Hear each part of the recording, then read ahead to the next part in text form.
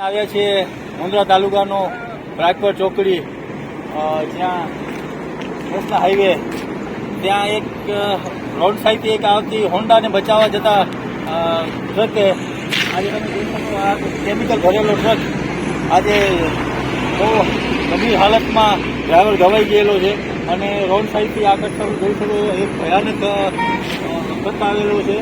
આ નેશનલ હાઈવેવાળા ધ્યાન આપે આના ઉપર. ઘણીવાર અમે રજૂઆતો કરી છે કે રોડ સાઈડથી આવતા ગાડીઓ જે એક્સિડન્ટનો એક ભાગ બની જાય છે, કે આજે તમે જોઈ શકો છો બે જણા હોન્ડાવાળા આમ કચ્છથી રોડ સાઈડ આવતા હતા, એને આ ટ્રકે આ બચાવવા જતાં આજે મોટો પલટી મારી છે. આ એક બાબત છે કે નેશનલ હાઈવે ઉપર આવા અનેક કિસ્સાઓ બને છે.